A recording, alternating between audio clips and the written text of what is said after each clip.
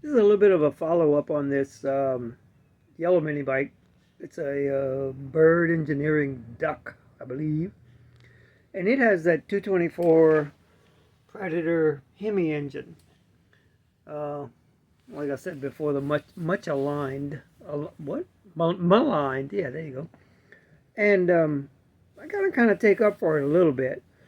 This bike, I put a aluminum flywheel, some heavier valve springs, basically run no head gasket. I'm running copper, ultra copper silicone for a head gasket right now, and it's doing okay. But anyway, with this carburetor and making just some little 0 to it tops out at 48 miles an hour basically, because it'll only rev to like 6,600, but it'll go 0 to 30 in 1.22 seconds, which I think is pretty respectable. Um, and it's a $20 Amazon clutch. But I did have a black box dyno on the mini bike, and it's making right at 9 horsepower with this setup.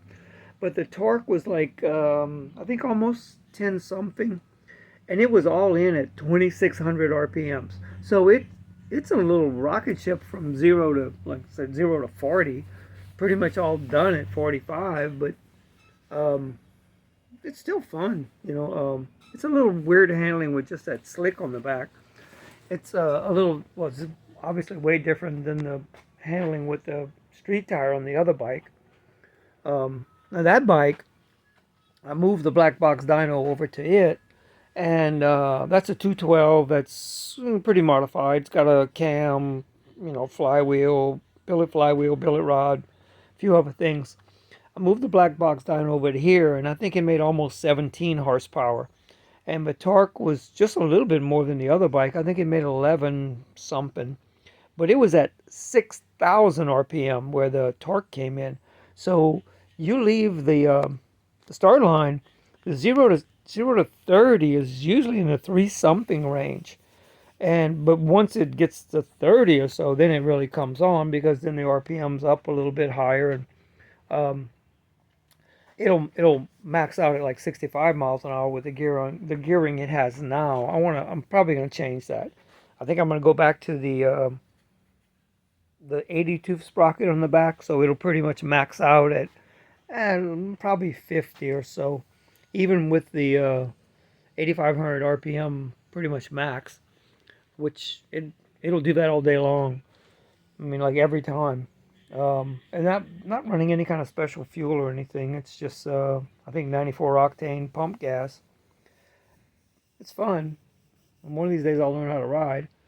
But um, yeah. Anyway, so I'm gonna put the 82 sprocket. I got this little the split sprocket on the back, so I can change it around a lot. I've got an 85, an 80, a couple of 50 somethings, and I think right now I've got a 64 on the back with a 11 on the front. This bike I have a 62 sprocket on the back and a 10 on the front. Um, it's not a split sprocket though. It's just almost an industrial looking steel thing. Uh, this bike again handles way different. The center of gravity is like on the ground, so it's that other bike is a little taller, even though it has that custom seat on it.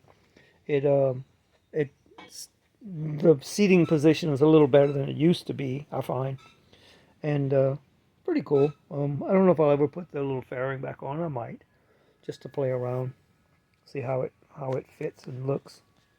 So anyway, that's the update on the mini bikes. Um, can't think of anything else. I have another 212, but I'm gonna stick with that 224 Hemi until it pretty much gives up the ghost or whatever. Again, inside the motor, all I did was port it just a little bit, just to kind of clean up the ports. And that's a 24 millimeter PWK carburetor. Um, this is the original. Well, it's the carburetor that I had on the red bike. I switched them because I wanted to see what was it. It had a problem with it cutting out at higher RPMs, And it seems to be something with the carburetor. I'm trying to get it worked out on the other bike to where it'll run in higher RPMs without that aggravating cutting out deal. So it was a nice long video showing my update. One thing I've been doing lately is I don't even bolt the seat down anymore. Just pop it off when I want to work on it. And the bolts in the bottom, you know, kind of keep it lined up with where it goes. And once you're sitting on it, it ain't going nowhere. I don't know if I'm going to keep doing that. I did order a little oil catch can. Um, this bike's not too bad, but that one, it's kind of dripping on the rear tire, so I need to probably address that. More of a long-term thing. Um, did realign my steering stabilizer on this bike a little bit. I mean, it's kind of minor stuff, but it does put it at a better angle, more like this one. This one I welded the tab onto the frame myself, both on the frame and the front triple tree. So anyway, can't think of anything else.